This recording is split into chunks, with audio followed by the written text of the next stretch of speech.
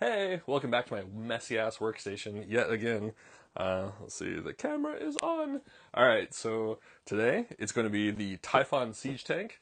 I've been holding on to this for a little bit as well. I tend to hold on to things. I'd show you my backlog, but it's really embarrassing. Um, so I'm kind of stoked about this.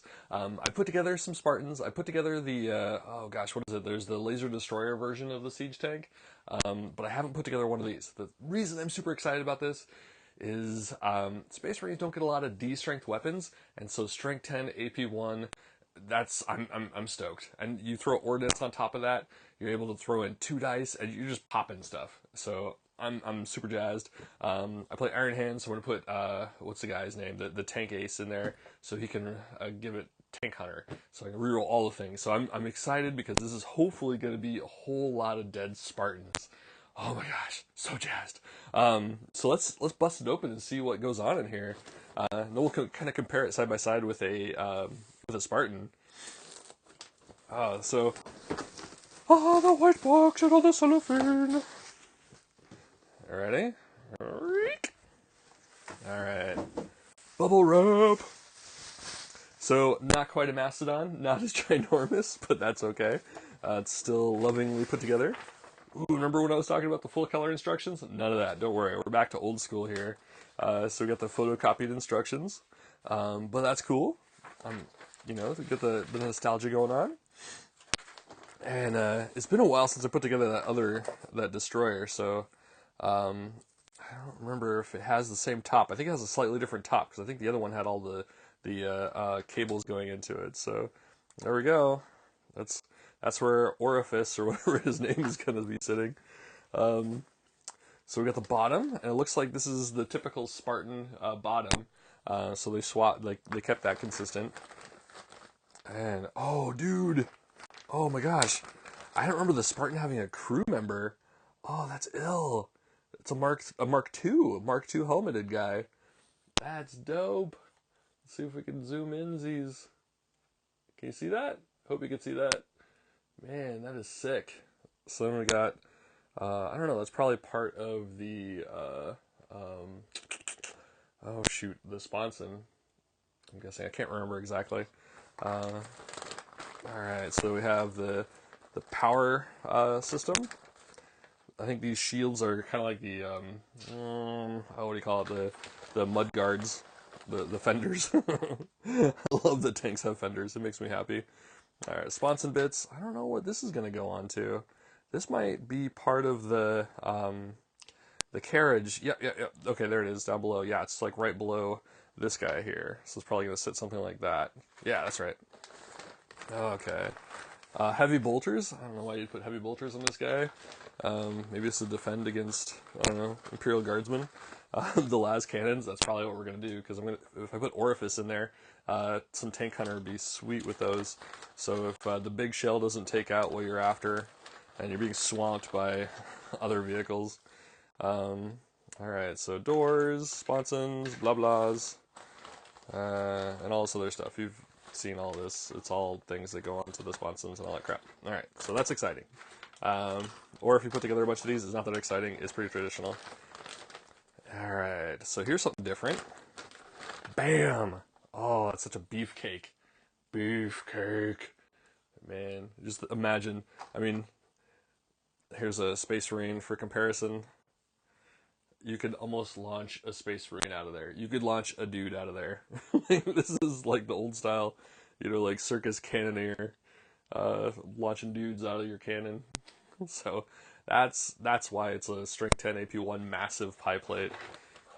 It's dope. So we don't get a lot of... Okay, here's the shield for that. So there we go. Yeah. I think that goes on the back side underneath the power system. Oh, this is the happy right here, guys. This is the happy. And you know why it's the happy, right? It's the same reason why the Mastodon was so awesome. Oh, all the molded track pieces that are already installed. Oh, that's so beautiful. So I put together a Spartan a while ago. I don't think I put together one in a little bit, but they're always, like when I do, they're a pain in the badonkadonk. So this is one that I put together like a year or two ago. I'm still working on it. It's for my flesh terrors, but yeah. I mean, it's oh gosh, yeah. You can't even tell really. I think there's all that you can't see through this one either. I think I was complaining earlier. Oh, oops. Oh no. Let's see, not finished, put together. But I was complaining earlier about how you can't see through the track pieces with these guys, and that was like the one drawback. But it looks like you really can't see too much through those either, so it's not that big of a deal. Actually, I'd rather have it if you can kind of see. I don't know. You can see a little gap right there. Um, Honestly, I would much rather have it completely filled than have that itty bitty little gap. So, because it looks as though there's all these teeth that are coming down along here, but then where there should be some gaps, there aren't. So that's filled in probably for the molds to keep it solid and everything. So it's not quite a quality design. Whereas like this, if you're gonna have it, you may as well just fill it in. You may as well just I don't know, like either go full Monty or not. Like don't just get with nipples. So anyway, but yeah, man, this is exciting. It's real short unboxing, but it's jazzy. I think the thing that really got me excited was having that crew member. I mean, it's a tiny little detail, but that's super cool. Having the large siege cannon, that's awesome. Yeah, so I'm gonna get to work, put this thing together, and then we'll take a look at it completely assembled. All right.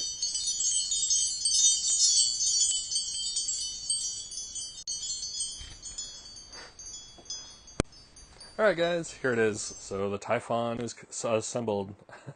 I hesitate there because a lot of it's being held together by blue tack. Yeah. What I'm going to do is the sponsons, eventually, right now they're blue tacked on there, so is that siege shield. At some point, when I do the base coat and get all prepped, then I'll go in and actually glue them in there. But for right now, they're just kind of hanging out, so you can kind of get an idea of what they are. Also, Orifice, the tank captain, is just kind of chilling in there. I might make a custom version of him. I'm not too sure. Also, I have this little guy, the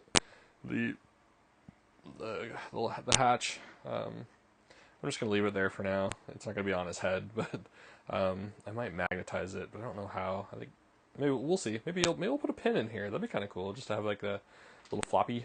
I don't know if you can see that, but yeah, I might pin that. We'll see. Yeah, so I don't know. I'm excited about it. I think I'm going to try to test it out on Wednesday, see how it goes. We have a Terminator over here for scale. He's going to hop along, go get some chalupas. Give me a chalupa! He's into chalupas. But yeah, that's it. I don't really have anything else to compare it next to. Maybe a dreadnought. Got a dreadnought coming along. Tuck, tuck, tuck, tuck, tuck. They make noises in my army. But yeah, I think that's about all the comparisons we can do. So, do a quick little show off. Spinning around. Looks just like a Spartan on the butt. Mostly the same on the sides. Yeah, it's just pretty much that hull piece that's different. I have some Forgeworld Iron Hands bits. I'm going to go ahead and put a fist or a hand on there at some point. But that's about it. Alright, thanks for watching. We're going to do something else next time. I should have a Spartan coming in, so maybe we'll go through the assembly on that. Take a look to see if the track guards have changed. Or not the track guards, but the tracks themselves have changed. And I don't know, just something to do. Alright, peace.